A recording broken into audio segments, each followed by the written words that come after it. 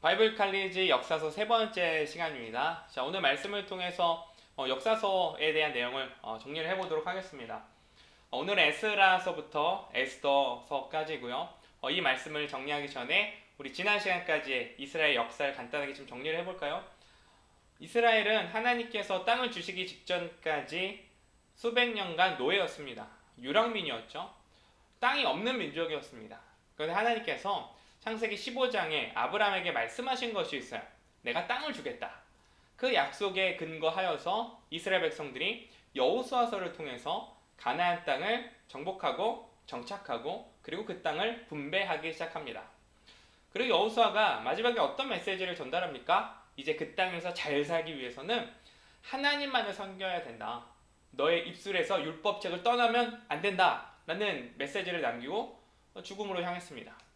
그런데 이스라엘 백성들이 그 땅에서 안식을 누리지 못해요. 자, 이유는 단순하죠. 여호수아의 마지막 메시지 여호와 율법을 지켜라. 다시 표현하면 하나님만을 사랑해라 라는 메시지를 지키지 않았기 때문이에요. 자, 자연스럽게 시대는 이제 사사 시대로 흘러갑니다. 그런데 사사 시대 안식의 삶이 누리고 있었을까요? 여전히 이스라엘 백성들의 삶에는 안식이 없었습니다. 이유는 동일해요.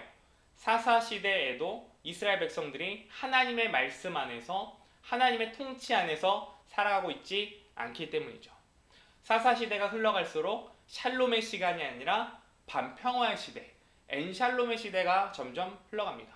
그리고 주변 정세도 변화하기 시작해요. 이스라엘 민족의 주변 국가들이 점점 강력해집니다. 철기 문화가 발달하면서 군사력 강해져요. 자, 자연스럽게 이스라엘을 하나로 묶어줄 강력한 왕정 체제가 필요한 시대로 흘러가게 되죠. 12 그 지파를 느슨하게 이렇게 연결해주는 그 사사의 지도력만으로는 그 주변의 열대, 그 주변의 강대국들을 맞설 수가 없는 거예요. 하나님께서 그래서 이스라엘에게 왕을 세워주십니다.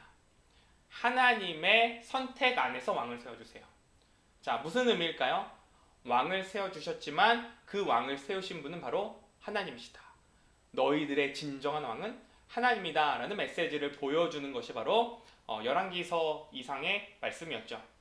그런데 이스라엘의 왕들이 여전히 하나님의 말씀 안에서 이스라엘을 다스리지 않습니다. 하나님의 통치 안에서 이스라엘을 다스려야 함에도 불구하고 여전히 자신의 뜻대로, 자신의 마음대로, 자신의 욕심대로 나라를 다스리기 시작해요. 사사 시대에서 끝났어야 하는 모습. 이스라엘에 그때 왕이 없었으므로 사람들이 자기 소견대로 행하였더라라는 그 메시지가 여전히 끝나지 않는 시대가 바로 왕정 시대였습니다. 자, 이스라엘 역사 이제 어떻게 흘러갈까요?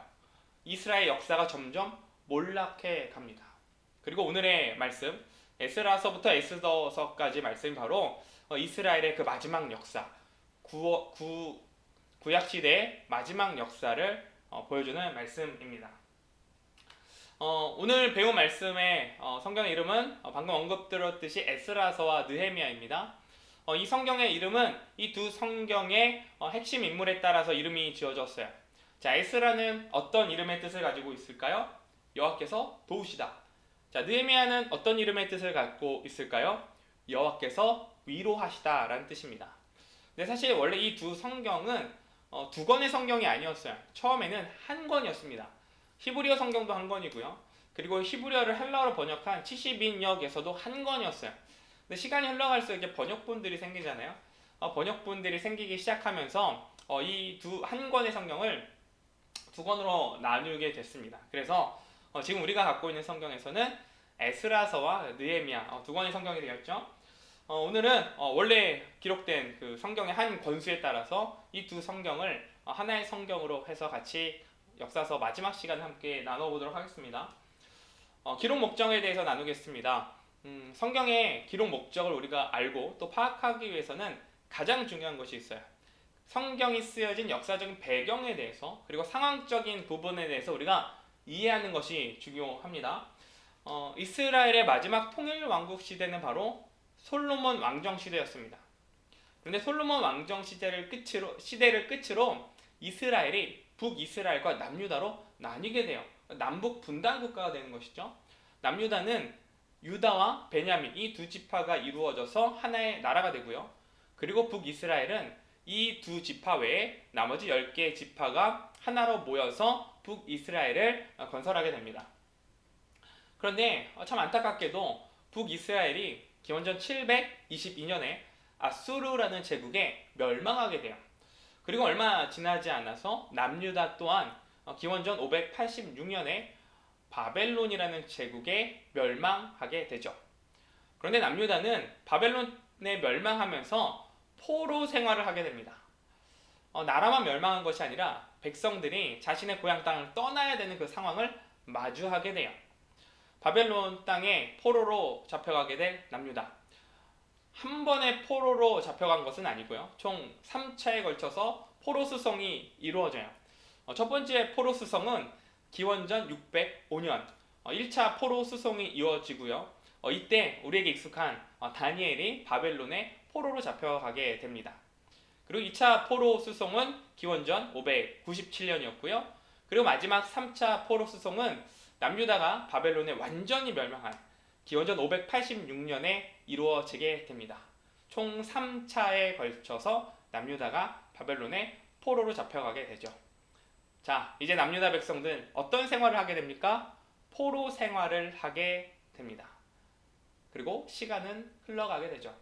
한 몇십 년이 흘렀을 거예요. 한 70년 정도가 흘러갔을 것입니다. 그리고 남유다 백성들의 그 포로 생활에 변화가 생기기 시작해요. 자, 이유는 국제 정세가 또 변화했기 때문이죠. 바벨론에 멸망당한 남유다. 그런데 이 바벨론을 멸망시키는 나라가 하나 등장하게 됩니다. 바로 페르시아라는 나라예요. 페르시아가 바벨론을 멸망시킵니다.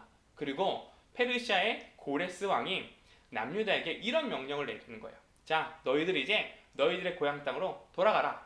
그리고 그 땅에서 너희들의 그 무너졌던 성전을 다시 재건하라는 명령을 내립니다. 그래서 남유다 백성들이 포로 생활을 마치고 이제 고향 땅 예루살렘 땅으로 돌아오게 돼요. 그리고 이 말씀의 배경이 되는 시기가 바로 이 시기입니다. 바로 포로 귀환 공동체가 예루살렘 땅으로 돌아오는 시기예요.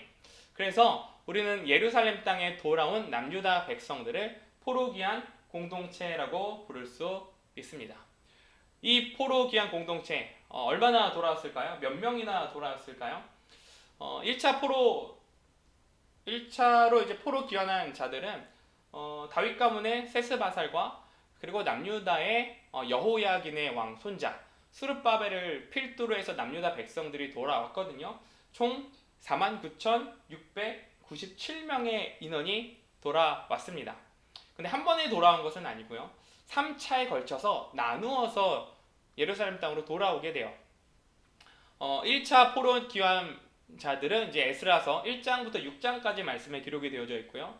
그리고 2차 포로 귀환자들은 에스라 6장부터 10장까지, 그리고 마지막 3차 귀환은 느헤미야서에 기록이 되어져 있습니다.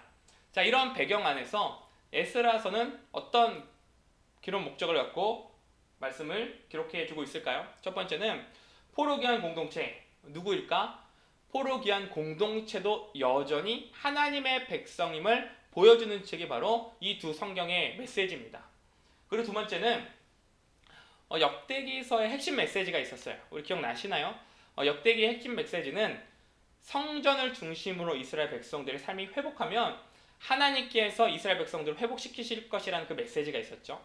다윗과 솔로몬의 시대와 같이 너희가 성전을 향해 예배의 중심을 살아가게 되면 너희들의 미래 소망이 있을 것이다 라는 메시지가 바로 역대기서의 메시지였습니다. 자, 이 맥락 안에서 이제 에스라와 느헤미야서를 흘러가는 그 하나님의 백성들은 너희들이 회복해야 되는 것은 바로 성전이다.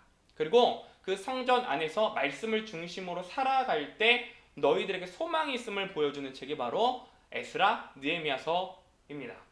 자, 이 기록 목적 안에서 성경이 쓰여지기 시작하죠.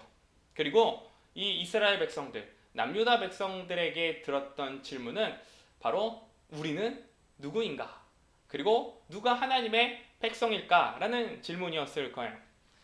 자, 남유다 백성들이 돌아왔습니다. 고레스 칙령으로 인해서 돌아왔어요. 근데 어떤 자들이 돌아왔을까요? 모두가 돌아왔을까요? 모두가 돌아온 것은 아니죠. 에스라서 1장 5절의 말씀은 이렇게 우리에게 기록해주고 있어요. 제가 읽어드리도록 하겠습니다. 자, 이에 유다와 베냐민 족장들과 제사장들과 레위 사람들과 그 마음이, 자, 중요한 게 무엇입니까? 그 마음이 하나님께 감동을 받고 올라가서 예루살렘의 여호와의 성전을 건축하고자 하는 자가 다 일어나니. 자, 누가 돌아왔습니까? 하나님의 성전을 향해서 마음을 품은 자들이 돌아왔어요. 아무나 돌아온 것이 아니라, 유다 백성들 모두가 돌아온 것이 아니라 하나님을 향해서 마음이 있는 자들이 돌아온 것입니다.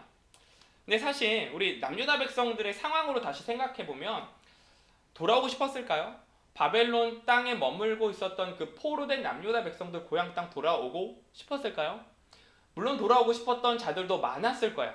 근데 우리가 상황적으로 생각을 해보면 포로로 잡혀간 남유다 백성들이 바벨론에서 살았던 그 시기가 한 70년의 시간이 지났거든요. 70년의 시간이 지났다. 어떤 메시지를 우리에게 전달해 주는 걸까요? 예루살렘 성전을 기억하고 고향 땅을 기억하고 있었을 포로 1세대가 이미 사라질 만한 충분한 시기인 것이죠.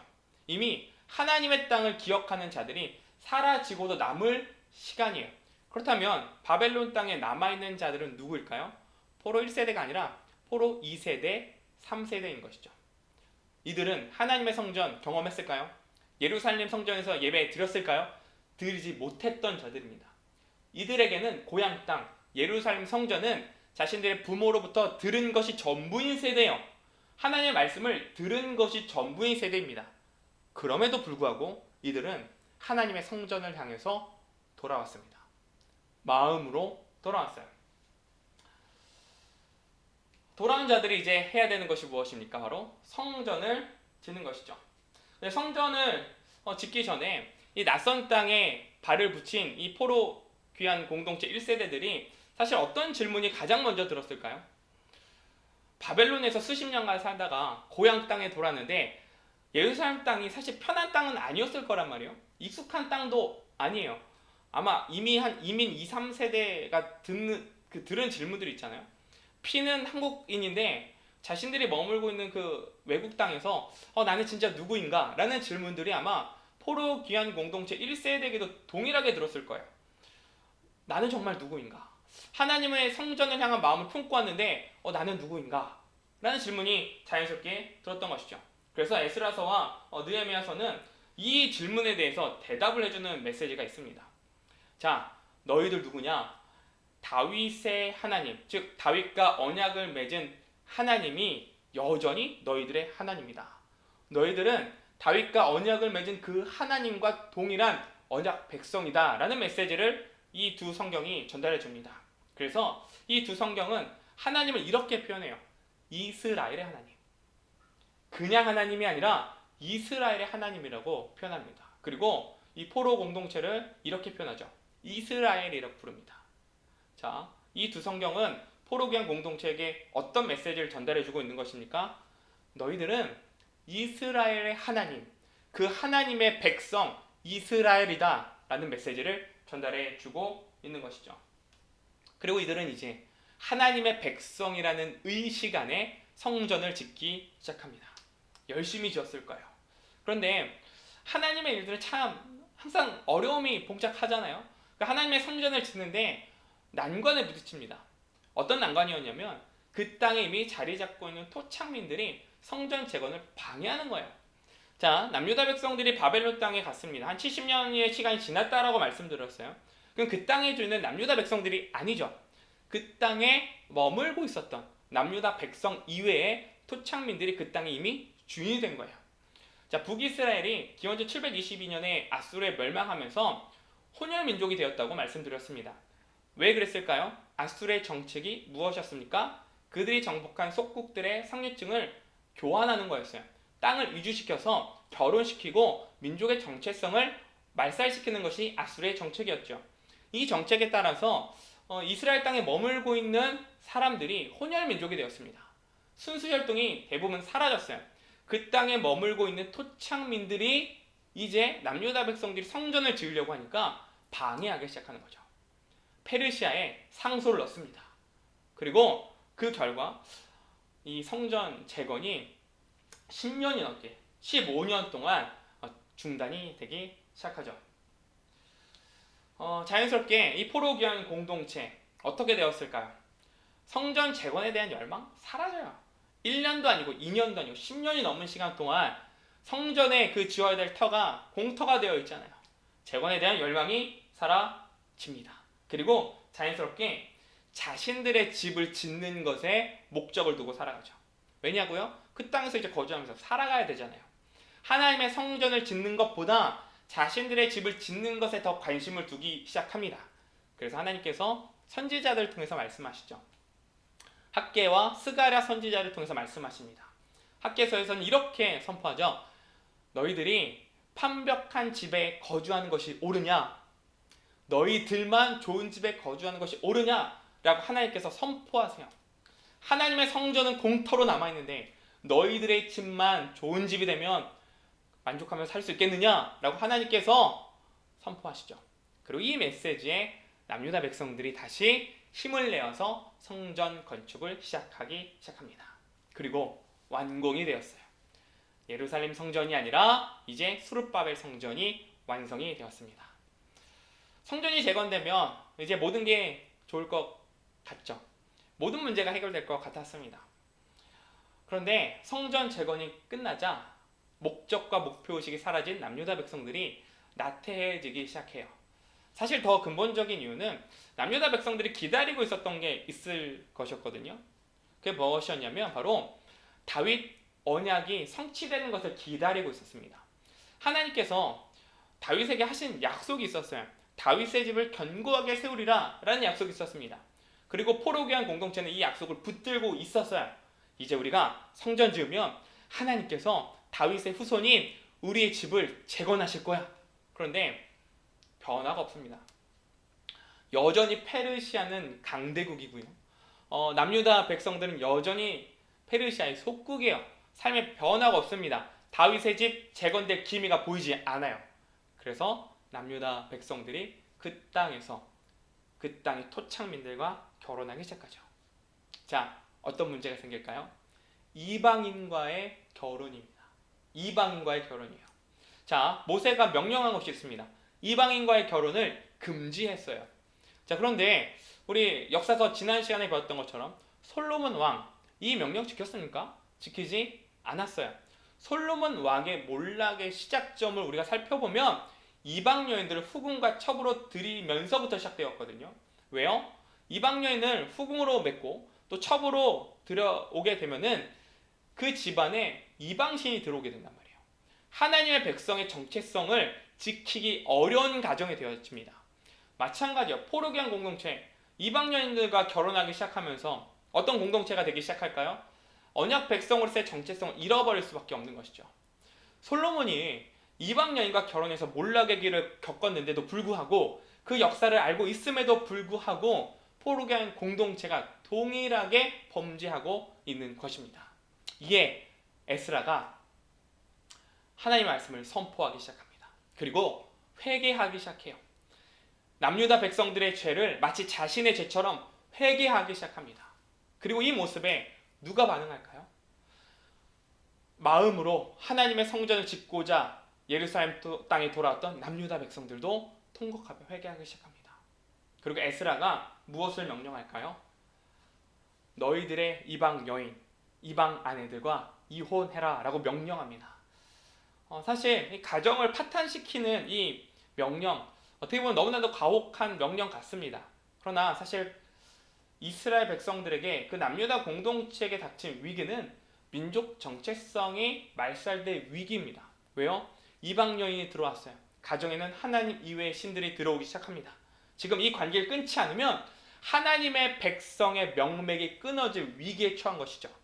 그래서 에스라가 가슴 아프지만 눈물 나지만 이방 여인의 아내를 모두 이혼해라 라는 명령을 내릴 수밖에 없는 것이죠. 그리고 남유다 백성들이 이 명령에 따라서 하나님의 백성으로서의 회복을 시작하기 시작합니다. 그리고 이제 3차 포로 기환이 시작됩니다. 누구를 통해서 시작될까요? 바로 느헤미야를 통해서 포로 귀환이 시작되죠. 자, 에스라가 했던 사역은 바로 성전을 중심으로 언약 공동체를 다시 회복시키는 거였어요. 남유다 백성들을 회복시키는 것이었습니다. 에스라의 주된 사역은 바로 하나님의 말씀으로 성전을 중심으로 살아갈 남유다 백성들을 말씀으로 세우는 것이었고요. 이제 느헤미야의 사역은 성전 주변을 성벽으로 다시 재건하는 것이었습니다. 무너진 성벽을 다시 재건하는 게 바로 느헤미야의 사역이었어요. 자, 느헤미야의 사역은 굉장히 단순한데요. 자, 성벽을 짓는 것이 도대체 무슨 의미가 있을까요? 자, 성벽 재건은 바로 성벽 밖의 세상과 내가 이제 더 이상 성벽 밖과의 삶에서 내가 이제 구별되는 삶을 살겠다라는 것입니다. 하나님의 성전 안에서 하나님의 벽을 짓고 말씀의 벽을 짓고 세상과는 다른 삶을 살겠다라는 것이 바로 이 성벽 재건의 의미예요. 그래서 느헤미야가 52일 동안, 물론 어려움도 있었습니다. 난관도 있었어요. 그런데 52일 만에 성벽 재건을 완성하게 되죠. 그리고 모든 백성들이 수문 앞 광장에 모여서 함께 선언합니다. 우리 율법 지키겠습니다. 우리 율법 따르겠습니다. 우리 하나님의 성전을 훼손하지 않고 하나님의 성전 안에서 살아가겠습니다. 라는 메시지를 선포하기 시작하죠. 결단하기 시작합니다. 자, 에스라와 느헤미야 정리를 좀 해보겠습니다. 에스라는 성전을 중심으로 말씀을 선포하는 사역이었고요. 느헤미야는 성벽을 쌓는 것이었습니다. 자, 하나님의 백성은 거룩한 성벽을 쌓고 세상의 최전방에서 자신의 거룩한 정체성을 지킬 때 하나님의 성전 안에서 살아가는 자들이다 라는 것이 바로 이 두 성경의 말씀입니다. 누가 하나님의 백성일까요? 하나님의 성전 안에서 예배하며 영적 전쟁의 최전방인 세상과의 싸움에서 승리하기 위해 말씀의 벽으로 우리를 무장하는 자들이 바로 하나님의 백성입니다. 자, 그리고 성경은 이제 에스더서로 흘러가게 됩니다. 구약 성경의 대부분의 말씀은 사실 그 약속의 땅에서 하나님의 백성들이 살아가는 말씀이에요. 그런데 에스더서는 약속의 땅, 가나안 땅이 아니라 이방 땅에서 살아가는 유대인 민족들, 이스라엘 백성들의 삶을 보여주는 말씀입니다. 에스더서는 마찬가지로 중심 인물인 에스더의 이름을 따라서 성경이 기록이 되어져 있고요. 그 제목도 기록이 되어져 있죠. 그 뜻은 바로 페르시아어로 별이란 뜻입니다. 이름이 참 예뻐요. 에스더의 페르시아어의 이름이 바로 별입니다. 그리고 히브리어로는 음메화예요. 음메화. 자, 이 에스더서 특징이 있습니다. 구약 성경에 두 권의 책이 특징이 있는데 바로 룻기서와 에스더서가 가지고 있는 특징이 있습니다. 자, 공통점이 무엇일까요? 두 성경 모두 여성의 이름이 성경의 이름이 되었다는 거예요. 룻기서는 이방 여인이 하나님의 땅에서 살아가는 삶의 메시지를 전해주고 있고요. 에스더서는 하나님의 백성이 이방 땅에서 살아가고 있는 삶의 모습을 그려내주고 있습니다. 이 두 성경 모두 이 두 여성의 용기와 헌신으로 인해서 하나님의 구원의 역사가 이루어지고 있음을 보여주는 메시지죠. 자, 기록 목적을 한번 살펴볼까요? 에스더서의 그 시기적인 배경은 시간적인 배경을 좀 살펴보면 에스라서 6장과 그 7장 사이 기간에 대한 내용이 바로 에스더서입니다. 이 기간 동안 페르시아라는 제국에 살고 있는 남유다 백성들의 이야기가 바로 에스더서이죠. 자, 그래서 그 이방 땅에 살고 있는 하나님의 백성들을 하나님께서 어떻게 구원하시는가에 초점을 맞추고 있는 것이 바로 본 성경의 메시지고요. 이 메시지 안에서 세 가지 기록 목적이 있습니다. 첫 번째는 사건의 배열들이 굉장히 우연하게 이루어집니다. 우연의 일치처럼 보이는 사건들이 너무나도 많아요. 그런데 우연처럼 보이는 이 모든 사건 안에서 하나님께서 이스라엘 백성들을 어떻게 구원하시는지 보여주는 책이 바로 에스더서입니다. 그리고 두 번째는 하나님께서는 약속의 땅에서뿐만 아니라 이방 땅, 세상 속에서도 여전히 하나님으로서의 역할을 해주시고 하나님의 백성들을 구원하신다라는 것을 보여주는 책이 바로 본서의 메시지고요. 마지막 세 번째로는 하나님의 백성들이 세상 속에서 어떻게 용기 있고 지혜롭게 살아가는가를 보여주는 책이 바로 에스더서입니다. 자, 에스더서 어떻게 메시지가 흘러갈까요? 에스더서의 특징이라고 한다면 하나님이 등장하지 않는다라는 거예요. 하나님의 이름도 등장하지 않고요. 하나님의 메시지도 등장하지 않고 하나님의 존재가 드러나지 않습니다. 자, 그런데 성경은 어떤 책일까요? 성경 전체적으로 사실 이런 메시지가 주를 이루는 것 같아요. 성경은 내가 하나님이다 라는 것을 보여주는 성경이에요. 자, 성경은 내가 바로 너희들의 하나님이다 라는 것을 말해주는 책이 바로 성경책이거든요. 그런데 에스더서는 하나님이 등장하지 않습니다. 하나님이 부재한 성경이에요. 그럼에도 불구하고 역사는 흘러갑니다. 자, 성경의 독자들이 어떤 질문이 들까요? 하나님이 없는데 역사가 흘러가요. 하나님이 없는데 사건들이 발생해요. 하나님이 없는데 우연한 사건들이 하나로 결합되어서 뭔가 하나님의 역사같이 하나님의 은혜의 흐름같이 흘러갑니다. 자, 에스더서는 하나님이 부재한 것 같은 세상 속에서도 하나님께서는 우연의 사건들을 통해서 하나님의 백성들을 지키신다. 너희들은 우연이라고 말할지 모른 그 사건의 배후는 사실 하나님께서 정교하고도 섬세하게 하나님의 백성들을 이끌어 가시는 바로 경영자이시다라는 것을 보여주는 책이 바로 에스더입니다. 그래서 에스더서에는 우연의 사건들이 참 많습니다. 사건들이 참 많은데 대표적인 사건들 좀 생각을 해보면 에스더서를 흘러가는 스토리의 중심 스토리가 바로 이런 스토리거든요.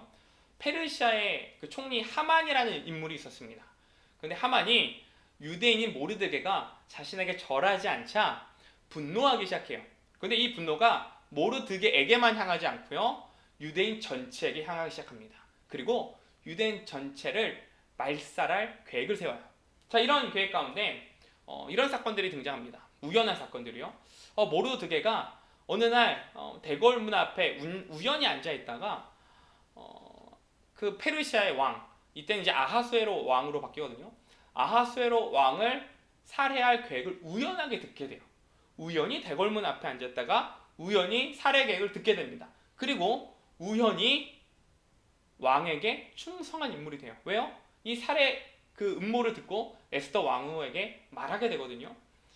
자, 우연한 사건의 연속이죠. 두 번째 또 어떤 일들이 있냐면 그 페르시아의 왕이 잠을 못 이루고 있었어요. 불면증이 있었습니다. 자, 그런데 불면증의 가장 좋은 수면제가 무엇일까요? 바로 책을 읽는 것이죠. 책을 읽는 거. 그래서 이 아하수에로 왕이 왕실 연대기를 읽게 돼요. 근데 왕실 연대기에 어떤 메시지가 기록이 되어 있었냐면 모르드게 때문에 자신이 살았다라는 것을 읽게 됩니다. 자, 모르드게가 우연히 들은 그 내용 때문에 충성하게 되고 왕이 이 사실을 우연히 잠 못 이루는 밤 왕실 연대기를 읽다가 발견하게 돼요. 그리고 왕이 모르드게를 상을 주게 되죠. 자, 상을 주게 되는 그 장면에서 참 재밌는 사실은 하만이라는 인물이 아하수에로 왕이 모르드게에게 상을 주려는 그 순간 입실하게 됩니다. 입궁하게 돼요. 굉장히 우연하고도 반전적인 사건의 연속이에요. 또 어떤 사건이 있었냐면 잔칫날이었습니다. 잔칫날 아하수에로 왕이 너무 기분이 좋은 거예요. 그래서 왕후인 에스더에게 소원이 있는가? 내가 다 들어주겠다. 말만 해라 라고 이야기를 하거든요. 에스더서가 우리 민족 전체를 전부 죽이려고 하는 자가 바로 이 자리에 있습니다 라고 아하수에로 왕에게 고발해요. 그게 바로 하만입니다 라고 이야기를 하게 되죠. 자, 하만이 왕에게 미운 털이 꽉 박히게 됩니다.